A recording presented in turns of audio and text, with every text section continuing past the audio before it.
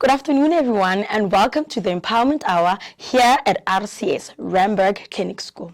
To our viewers and listeners out there, I am Katleo Selepe, and I'm an Elson educator here at RCS. And today's episode, we will be unpacking or talking about meditation and mental health.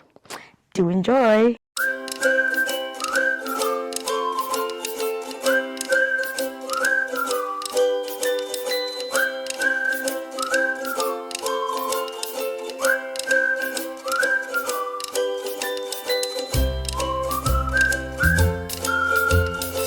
Good afternoon, everyone, and welcome to Empowerment Hour at Randburg Clinic School. You are tuned in to Kofifi FM 97.2, and I am your host for today. My name is Katleo Selepe, an Elson educator here at RCS. Today's topic, we will be talking about mental health and meditation. I'd like to introduce our guest for today. Her name is Miss Ashika. How are you, ma'am? Hi. I'm fine, Katlego. Good. And good afternoon, everyone. And thank you for inviting me to be a guest on the RCS Empowerment Hour. You're welcome, ma'am. So I would like to share with our viewers and listeners. I briefly knew, or I know Miss Ashika briefly here at school. I'd like to ask you, ma'am, how has it been since you've retired? It's been quite amazing being retired. It's a good space to be in. It's very relaxing, and I actually enjoy it. Is it? Yes. Oh, you look so radiant, by the way, as always. Thank you. But now it's really extra now. Thank you. Can you quickly tell us about, or just give us more on your background in working with special needs children? Okay, so I've been in education for 37 years. Wow. And during that time, I have taught in many schools, mainstream, Elson. In fact, 13 of those 37 years were devoted to Elson learners. My first appointment was at a special needs school. It was called the School of Industries for Boys in Newcastle, which is my hometown. And these were children that have conduct disorders, severe conduct disorders. And as a first-year teacher, it was challenging at first, but I was given a lot of support by the staff, and I learned how to work with these learners. And then the last 11 years of my teaching career was spent at Randburg Clinic School, and where I retired from the school. Is it? Yes. Okay. Here at RCS, you were with the therapy department, right, ma'am, for the longest time. Can you please tell us what impact that has had on you and or the learners? I think the therapy department and I enjoy a mutual relationship. I say that because when I first came to Randburg Clinic School, it was a very small school. There was no autism unit, and there were just over 30 learners, about more or less 30 learners on the behavior side. Okay. So the current principal, Mr. Batchelor, had newly been appointed as principal. And being the visionary leader that he is, he immediately started putting structures in place. He had heart for inclusive education. He employed people that were capable with potential. And then we started the therapy department. It was a psychologist, Ms. Heidi, a social worker, Ms. Priscilla, nurse Busi, and then it was me as the remedial therapist. We also began a school-based support team, which was a very effective school-based support team. So I loved being in the therapy department. I've grown a lot in my interaction with parents. There was a lot of parent support programs we set. We met parents individually to train them and teach them how to relate to their children, the parents that couldn't cope. And also staff, we empowered staff as well. on how to deal and intervene when they couldn't cope with learners on the behavior side. I also used to relate individually to the learners, help them with learning difficulties, with managing their frustration tolerance. Randburg Clinic School is also the Johannesburg North Resource Center. Okay. So we had training courses at our school for other schools. We also went out to schools in the outlying areas that couldn't come to us, and we did training there with the therapy department. Okay. And as I said, Mr. Batchelor is a visionary. When he realized that we needed an autism unit and the need for autism classes were great, we started the autism unit here. It was just one class, but that just grew exponentially.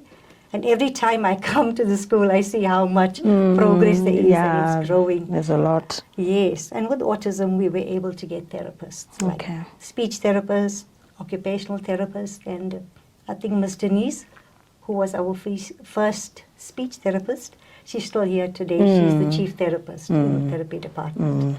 Yeah, so it's been a long, very fulfilling journey for me in the therapy department. Awesome, ma'am.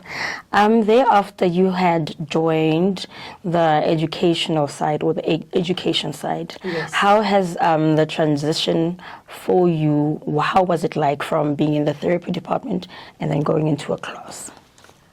Oh, I must say, at first it was a bit daunting because I was well trained and I had a lot of knowledge of autism. And I used to empower teachers and parents, work with the children individually, but not in a classroom per se, But I must say, it was a year before I could retire.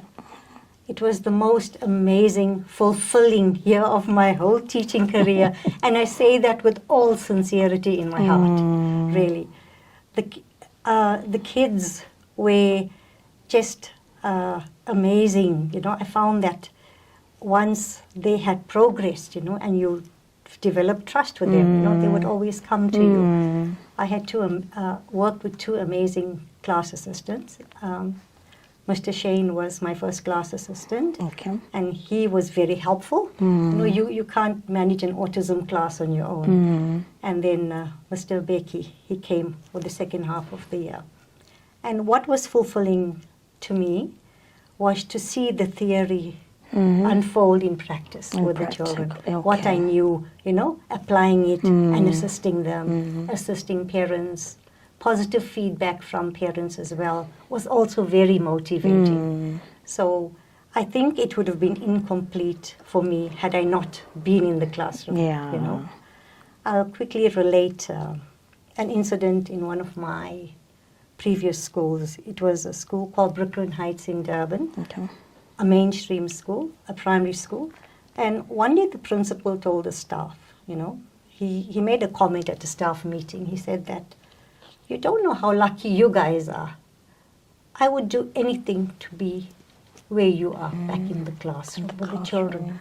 And we all looked very confused and thought, oh my God. And I was also still a young teacher at that time. But I promise you, being in the autism unit and working as a teacher, I remembered those words and I understood, It's most fulfilling interacting with the children and making a difference. Yes. Indeed. I'll also say it is. Absolutely. Yeah, having an impact on the kids as well. Yes. How would you personally define mental health? Mental health to me is basically your state of mind, your moods, how you feel, whether you are happy, whether you are stressed, whether you feel strength within yourself to deal with situations. These are all part of our mental health. Okay. What are some misconceptions people have about mental health? I think some people feel that mental problems can't be cured. There's also the fact that there's a stigma attached to mental health, which shouldn't be the case. You know, absolutely not. And then you have the misconception that like just the mind and body are totally separate entities. But in all honesty, there is a subtle interdependence between your state of mind and your physical health. So I found those were the few misconceptions regarding mental health. Okay. Yes. How does one recognize when their mental health it needs more attention? You know, if you're functioning in a positive way, like things are going according to plan, you know your mental state is in balance. But if you find you are being overwhelmed, you have loss of appetite, you can't perform the duties that you would normally execute with ease. And then there are like also physical signs where some people feel tightness on their shoulders, in the neck, maybe headaches. These are signs that your mental health is not okay. It's off balance, that you need assistance, you need some help. Yes. Okay. What first drew you to meditation or mindfulness practices? To be honest, I've always been fascinated by meditation. Even as a teenager, you know, it was something that I wanted to get into. And I always wondered, you know, when they close their eyes, what is it that they think about? What goes on in their minds? So in my early 20s, I learned meditation. Okay. Yes. Awesome.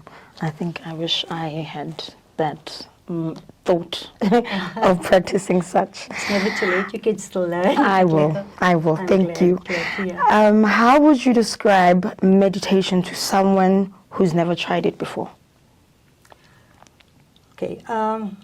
Meditation is not something that is difficult. Okay.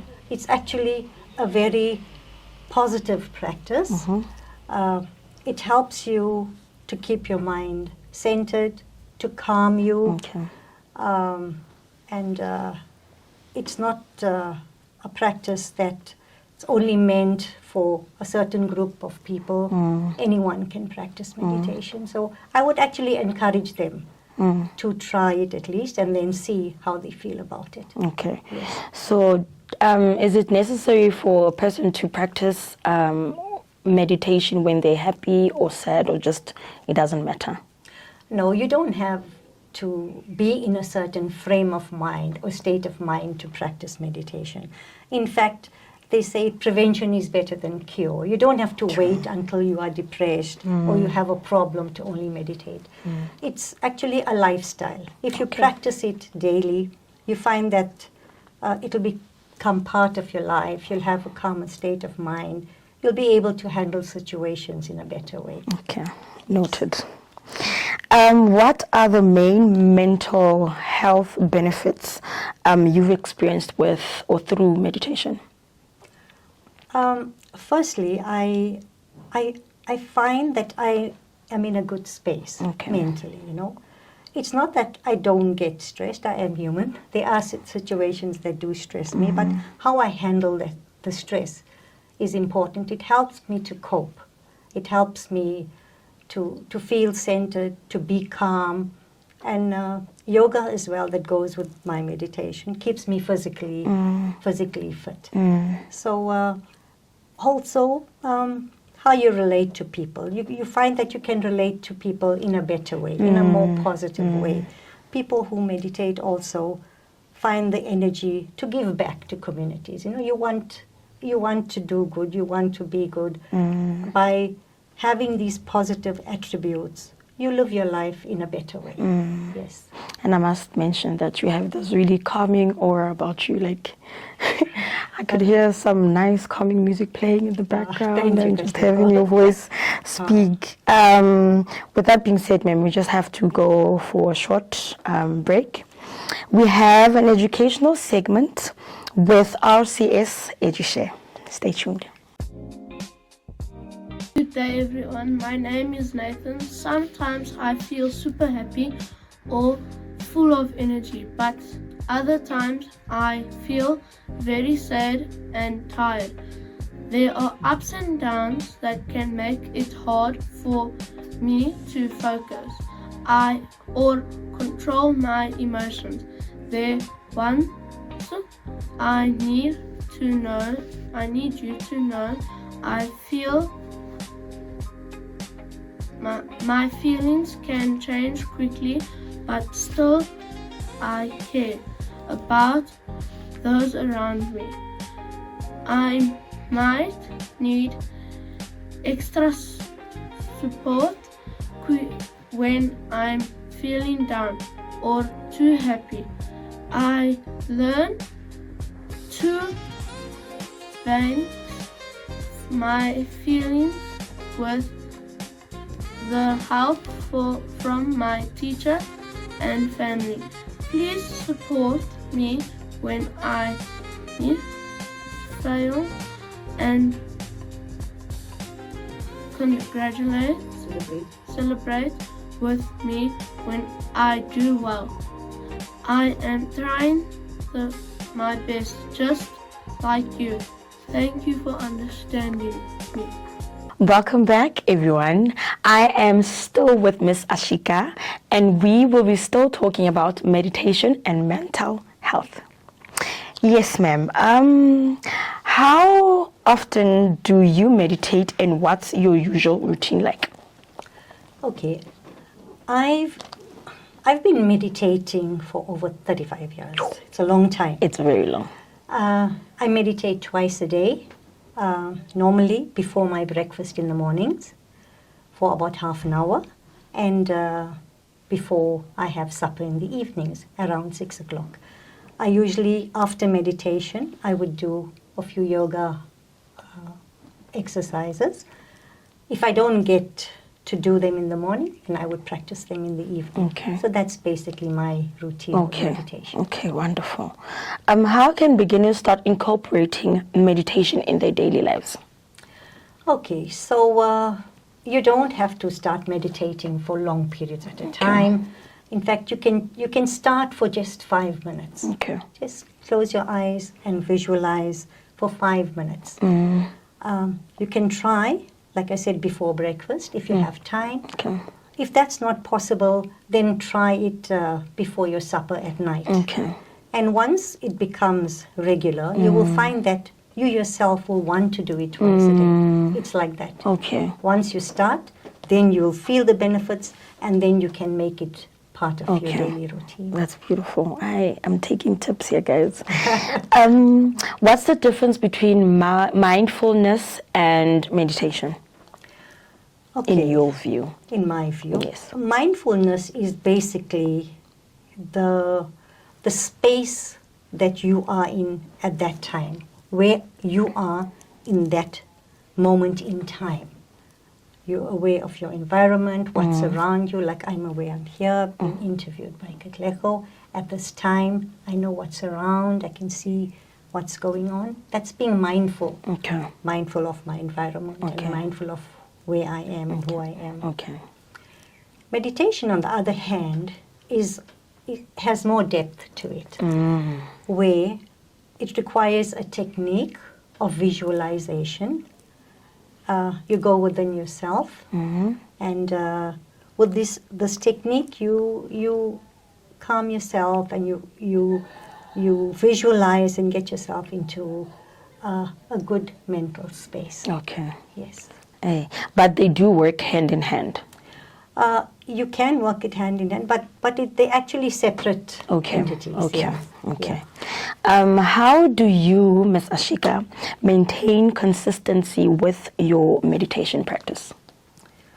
Okay. Like I've mentioned before, I've been meditating for a long time.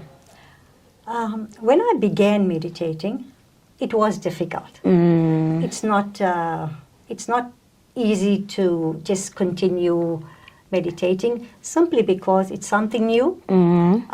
When you start, you find lots of thoughts come into your mind. It's like when you're cleaning a house. Okay. You know, before the house is clean, You get rid of the dirt and then the Okay. house is clean. Okay. So when you meditate, a lot of thoughts come into your mind. Mm. But the idea is to allow the thoughts to come in a gentle way and slowly And pass. acknowledge it and let Okay. it pass Okay. and go on focusing on your Okay. visualization. Okay.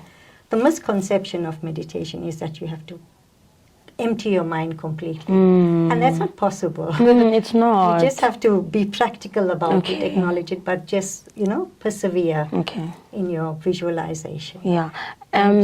Sorry, ma'am, to cut you short. No. You had mentioned that meditation, it allows you to go deeper. It's some sense of going deeper into like your thoughts. Does one happen to go through like their traumas would come into their mind, and then how does one let the trauma pass? Because some traumas we just hold on to them and then we just stash them at the back of our heads for a reason. That's a very important, it's a very relevant point you're making. Because often when people are helping you, or you're talking to a friend, or you're talking to someone, they tell you you need to let it go. You need to let it go. You need to forget about it. But meditation is your tool that assists you to work through the traumas, to let go, to accept what has happened, in a positive way. It does put you in a better space, and you can handle the challenges that you are handling or that are coming your way. Okay. Yes. I don't know if safe is the correct word to use in this context, rather. Let's say there's a trauma that has happened in the past, and then you alone in the room, you're trying out the meditation alone. And then that trauma comes through. How does one, is it okay for a person to go through that alone? Or should they have to go through that with someone in the room or with someone else? I think the mind is stronger than we give it credit for. Okay. You have inner strength. Okay. The mind is a powerful tool. And when you meditate, you realize that you have inner strength. You've got this. You Okay. can do this, And people also meditate for different reasons. Some people just for relaxation, some people for spiritual elevation. And then if you are meditating for spiritual elevation, you also bring the concept of God into it. No matter your religion, God is one. Yes. And then you'll have spiritual strength as well, in your trauma. Okay. But if you do it regularly, and I say it becomes so much part of you. It's like brushing your teeth. In the morning. You don't think about it. Yeah. You know your routine. You get up, you Yes. brush your teeth, go down for breakfast or whatever. It's the same. It's like if I can't not meditate. in the Yeah. morning. It's part of my Part of, routine. oh, yes. That's how it becomes. Yes, Yeah. yes.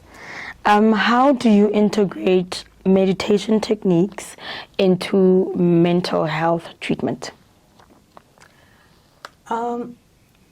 When you meditate, you're getting in your mind into a positive frame, and you are calm, you are happy, you experience happiness, and when you are in this relaxed, calm state, the body releases happy hormones, like and neurotransmitters that come through your brain, like endorphin, Yes. dopamine, Yes. serotonin, that Yes. kind of thing. Obviously, if your mind is calm, it's relaxed, your mental state is going to be balanced, and you will enjoy a good mental state. So that's how it's linked, basically. In my opinion, that's how it becomes Yes, linked. that's wonderful. Ma'am, we're going for a really short break, and we'll be back. We have a sports segment with Beyond the Sidelines.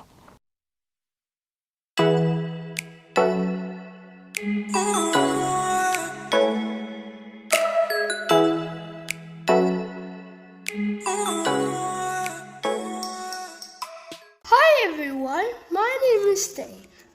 Today I want to tell you about how golf helps kids like me at Runberg Clinic School. Golf isn't just a sport. It's a way to learn how to focus and be patient. When we play golf, we learn how to control our movements, how to listen carefully and think before we act. It helps me be more confident, and I feel really proud when I hit the ball just right. On the 27th of October, we joined our friends at Futura Special School for their golf day, where we all had a great time while learning new skills. It felt like a day out at the country club.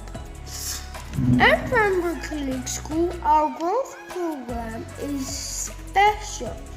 Our teachers make it fun and friendly. We learn outside in the fresh air, make new friends, and celebrate each other's success. Golf helps us grow, stay calm, and believe in ourselves, one swing at a time.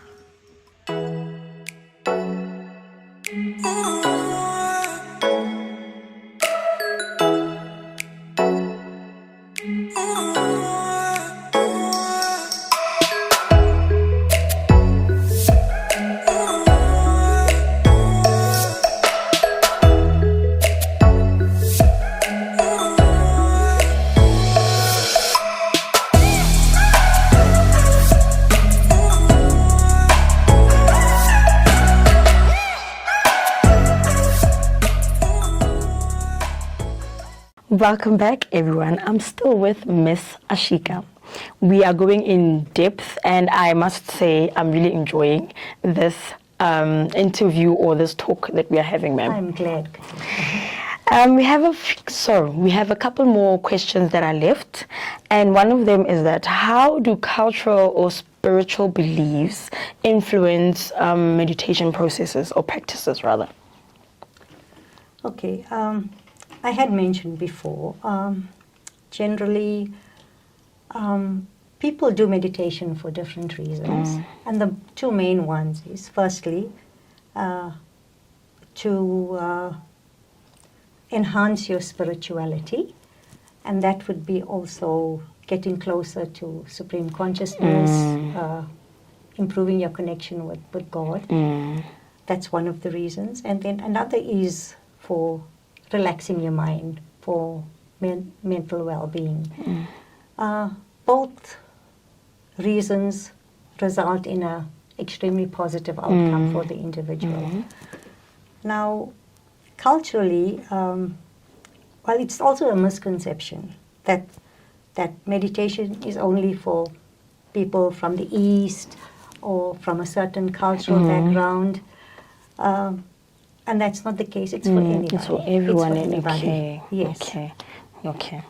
How can meditation be adapted for people who struggle with sitting still or focusing? Okay. During meditation itself assists you to concentrate and focus. Okay. If you're someone that does struggle with concentration or you cannot sit still, it would be a bit challenging at first, but my advice would be to just soldier on, persevere, continue, because you would find yourself then being able to concentrate through your deep breathing, being able to focus, and it would help you, especially students. It helps in their studies, in focusing in class. So it is definitely a positive tool for them to use. Yes.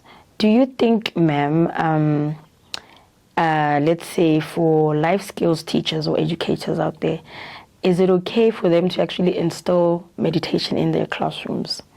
That would be an excellent idea. In fact, some countries do it throughout the school, and they found like children's performances in class improved. Be able to sit better to focus. It's always a good practice for anyone. Yeah. Hey, I'd also, if that was happening still or now in high schools or primary schools, I'd also be like, can I also join? Yes, and for the children, you know, we live in a very stressful society. People rushing around Yes. to meet deadlines. Yes, Work environment is stressful. yes, And if you do meditation, it helps a lot. A you know. lot. And even children that experience depression, they would be able to actually be less of these cases. around. I'd also think it will work best for the kids and also adults as well. Definitely for staff members, for people in the work environment. Yes. Okay, that's an idea. Please share how people can join or access to any meditation group.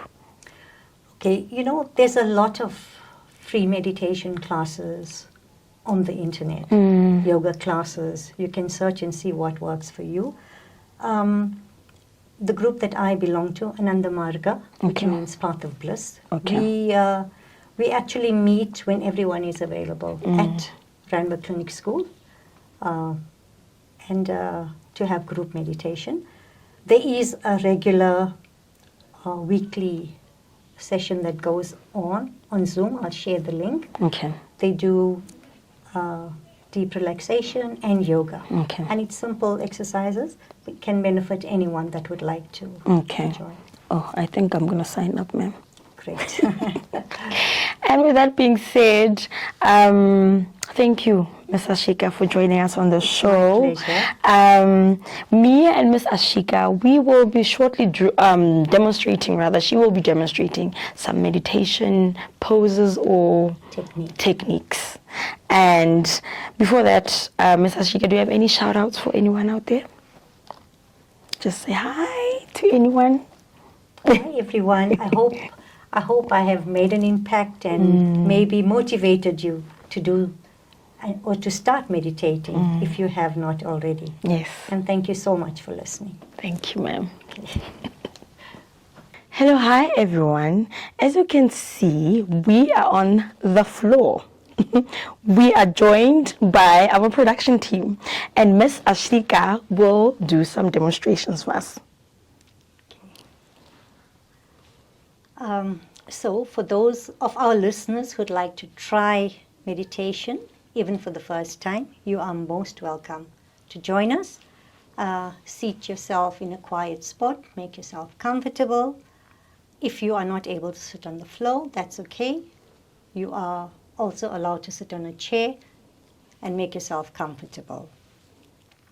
Before we start the meditation process, what's important in meditation is your breathing. You've got to know how to do deep breathing, and we call this diaphragmic breathing. And how you do it is you breathe in and you try and fill your lung as much as possible with oxygen and air, and then when you breathe in, your tummy extends slightly and you breathe out, taking out all the air. Breathe in, out. And it's not shallow breathing where your shoulders are tense. It's breathing in, filling your whole lung. Hold and breathe out, letting it go. And if you do that during meditation, you'll find great benefit. Okay? Now I'm going to ask you all to close your eyes. You can put your hands on your lap so you are not fidgety, like this. And we'll begin the visualization. I want you to imagine that you are at a picnic with many of your friends or family, whoever you are close to. You're having a wonderful time. You're eating, you're laughing, everyone is in a good space. After a while, you look at the surroundings. It's beautiful with trees. There's a stream flowing. The sound of birds is all around you. You decide to take a walk away from the group. You slowly continue walking, listening mindfully to the sound of the birds, the rustling of leaves,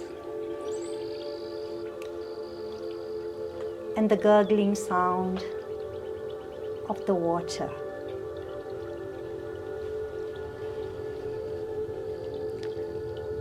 You breathe in the fresh, clean air. You feel good. You feel centered. You feel happy. You continue walking, appreciating the plants around you. How wonderful nature is. You look up at the clear blue sky. It's so inspiring. After a while, you see a few trees. You decide to go and investigate that part of the forest. When you go there, you find soft grass and decide to sit and take a little rest.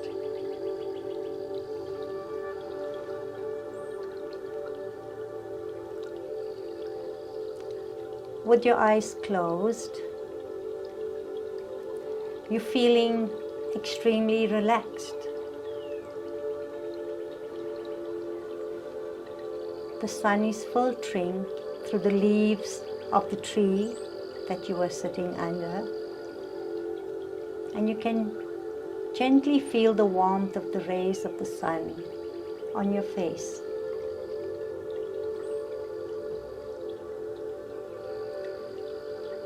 You breathe in deeply and out. You breathe in light and positivity and happiness, and you slowly breathe out anything negative that's in your mind. Breathe in positivity and happiness. Breathe out negativity.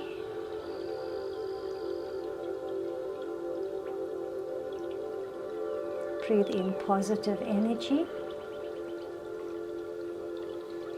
Breathe out all the negativity.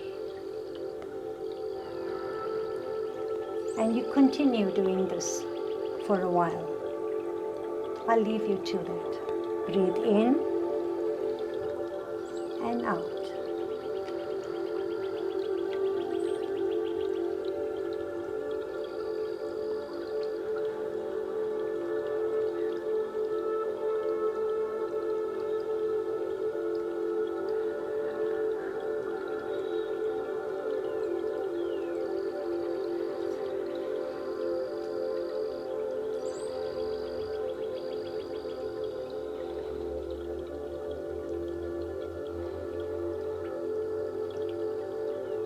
Continue with your deep breathing in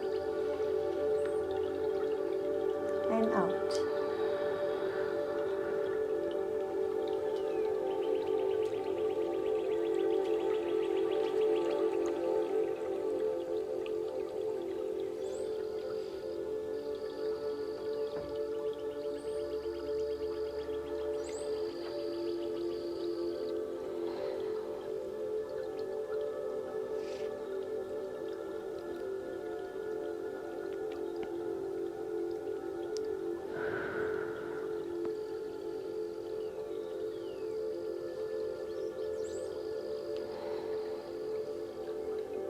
In and out.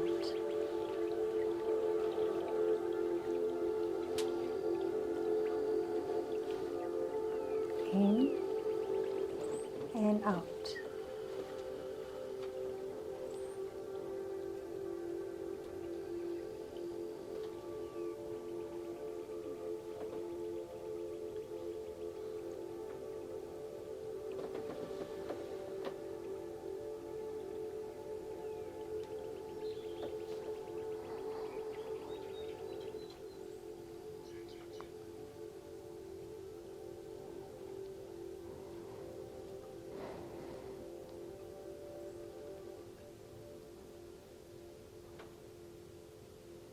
Just continue breathing positivity in and let out all the negativity. Continue your deep breathing.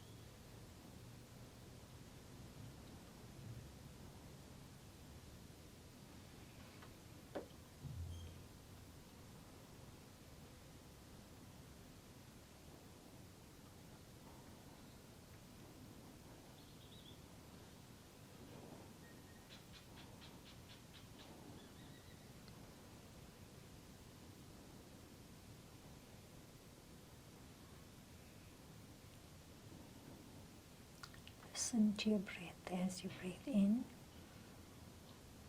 and out.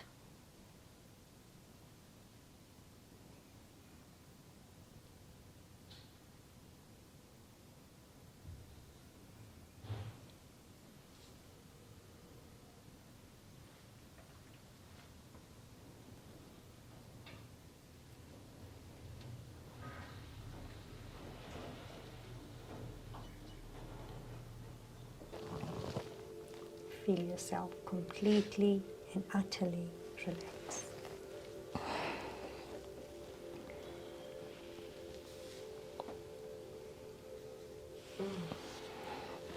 Thank you so much. Too long, you guys might have to. Thank you, Ms. Ashika. Yeah. That was amazing.